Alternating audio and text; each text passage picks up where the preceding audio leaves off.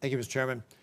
Well, Senator Rubio, congratulations on your nomination to this very, very difficult job. I want to thank you for your previous service in the U.S. Senate and your willingness to take on this job should you be confirmed.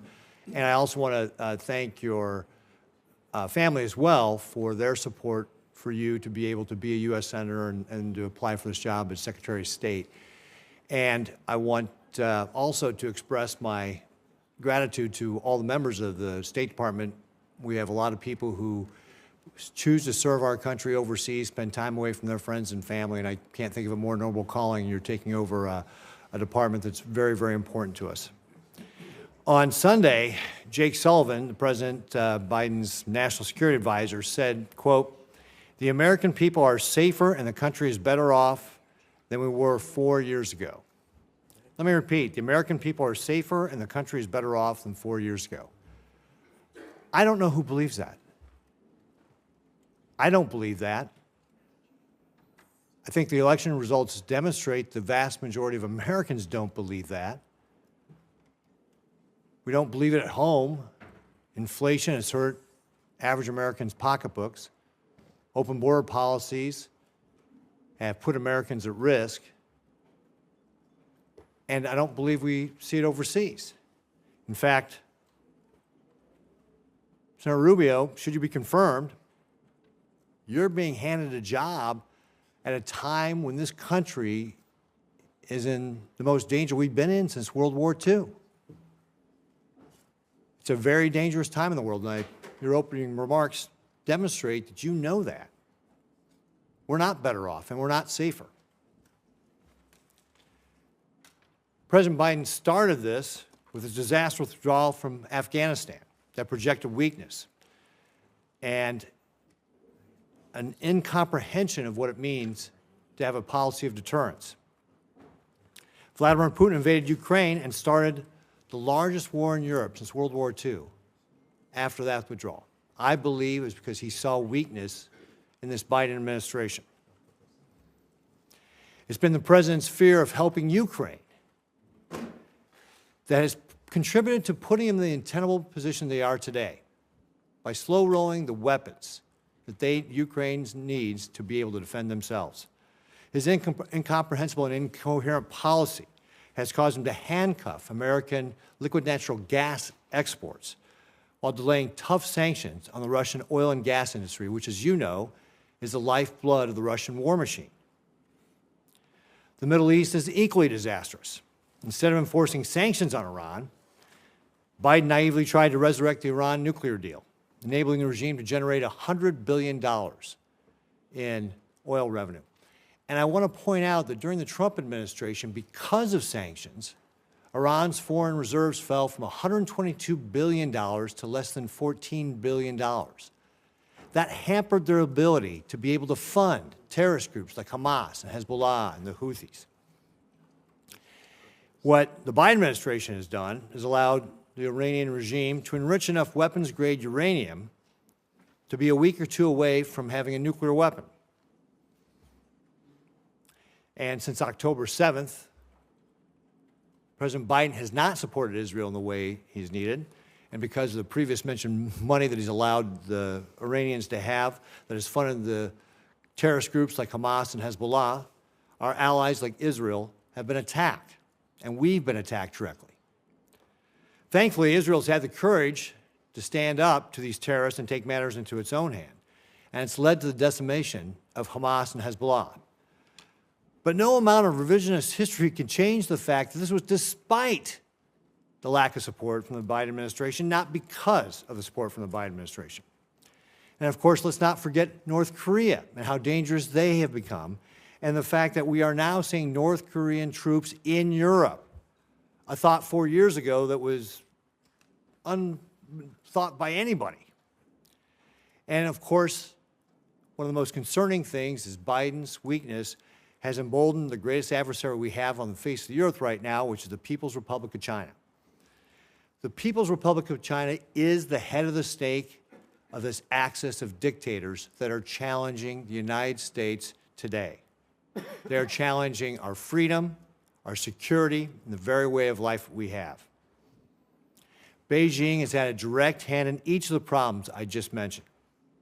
That's why addressing any one of them cannot be done without making sure that we are thinking about how we are deterring the People's Republic of China.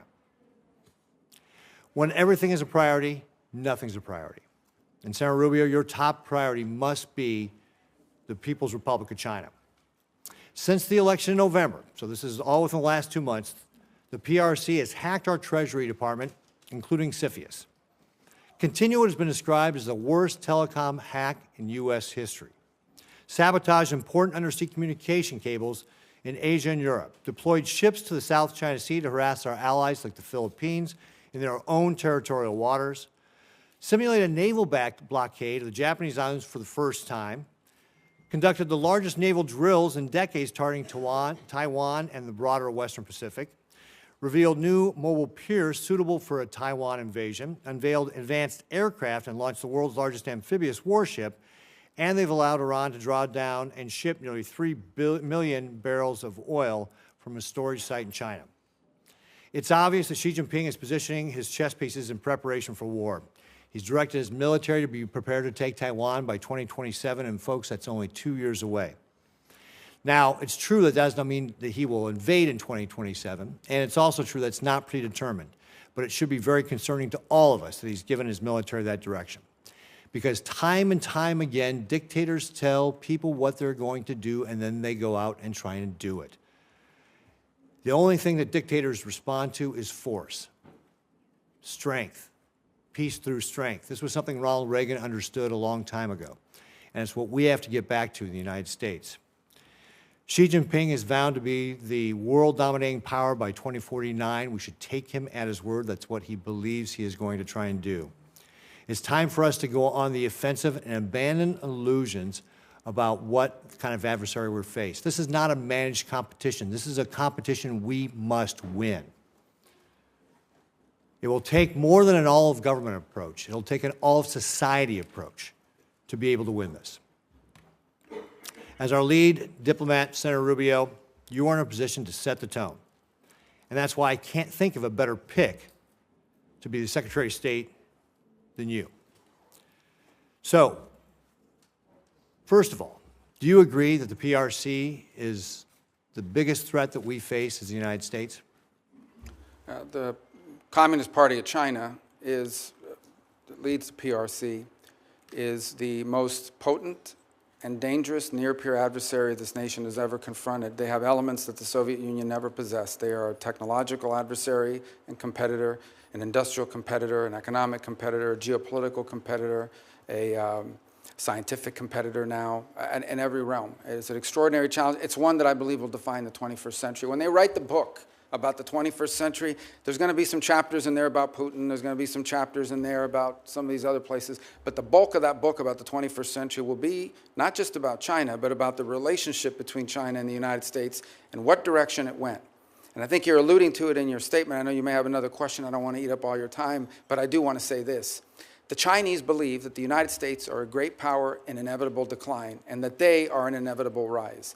Now, they already are. They're going to be a rich and powerful country, and we're going to have to deal with them. The danger is that because of our own actions, in many cases, a dangerous imbalance is built up in that relationship. We allowed them for years to pretend that they were some developing countries, so we should allow them to continue to cheat on trade and commerce. We should allow them to continue to expand. They lied about not militarizing and populating island chains in the South China Sea and the like.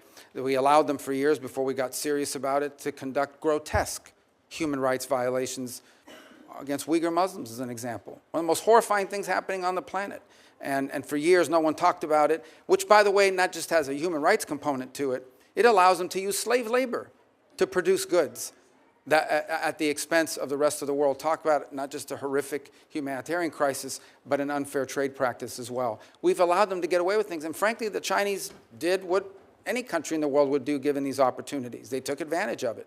And so I think now we're dealing with the ramifications of it. I agree 100% what you said, but I remind you, and I remind everyone, I guess I want to make this point, that much of what we need to do to confront China is here at home.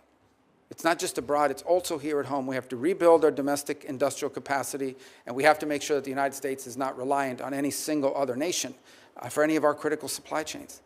And with 4 seconds left, how are you going to explain that to your average American, that we need this all-size society approach? And to your point exactly, that it needs to begin here at home, and so that people from my state, Nebraska, will understand and get on board.